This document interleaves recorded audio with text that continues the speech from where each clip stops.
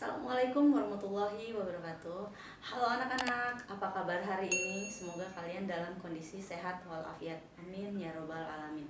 Oke, baiklah, sebelum kita memulai pembelajaran daring hari ini, marilah kita bersama-sama membaca basmalah. Bismillahirrahmanirrahim.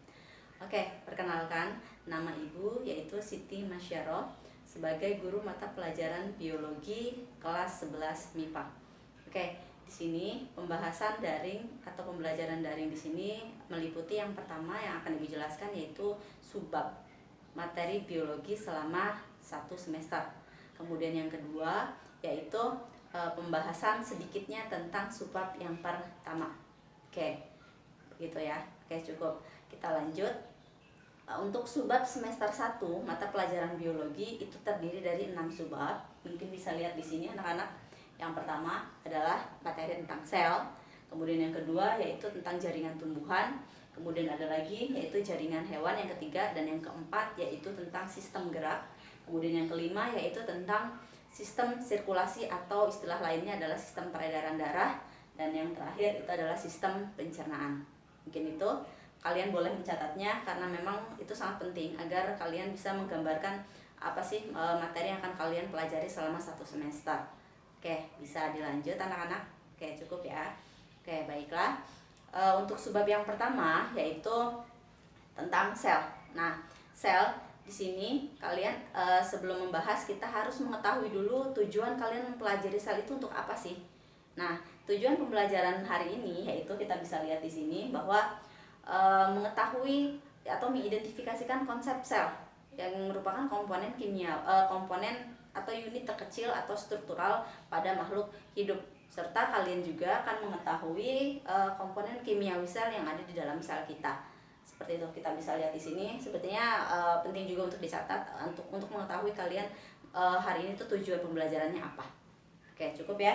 Dan juga kalian sebetulnya untuk mengetahui pengertian dari fungsi organel-organel sel itu sendiri.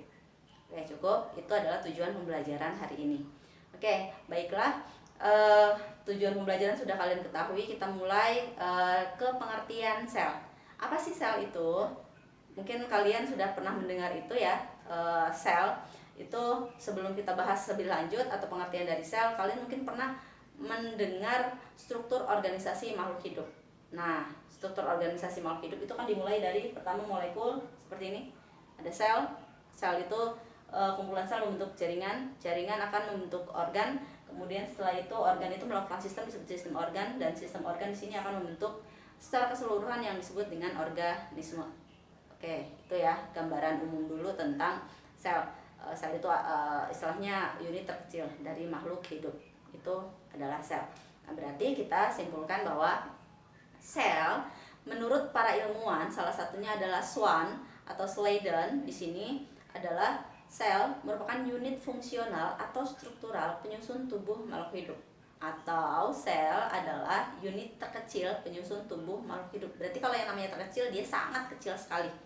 Oke, contohnya satu jempol kita itu bisa tersusun dari banyak sekali sel, bisa sampai 1 juta sel di dalam satu jempol kita saja atau lebih dari itu. Seperti itu ya. Kemudian itu pengertian dari sel. Kalian bisa mencari pengertian yang lain menurut ilmuwan yang lain di berbagai macam sumber seperti Google atau lain sebagainya.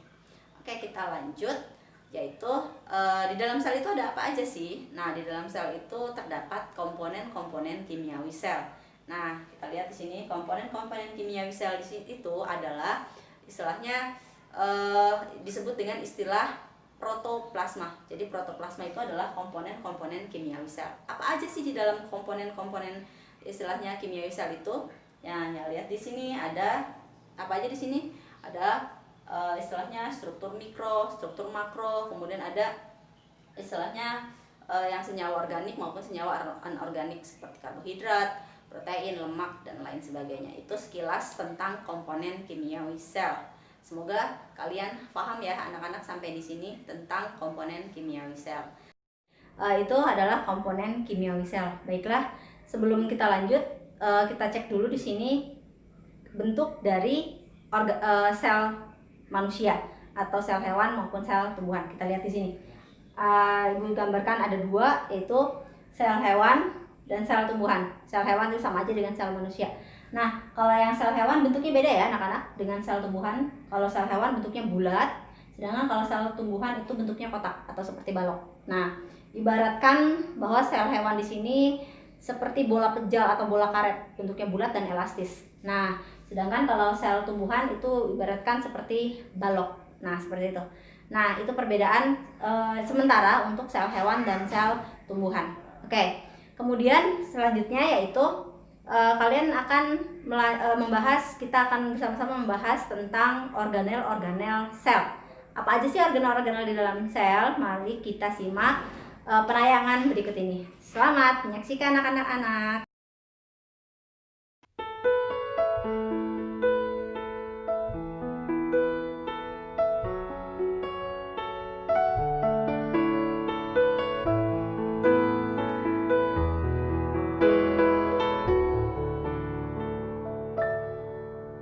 There's faith in my world. It comes back to your teachings and all your words. From your life I have learned to be patient and caring at every turn. The reason I'm strong, you're where I belong. In a world spinning out of control, the reason for my pride, you are my guide. And I will always follow your way, your way, your way. Oh, alayka sallallahu, oh Muhammad.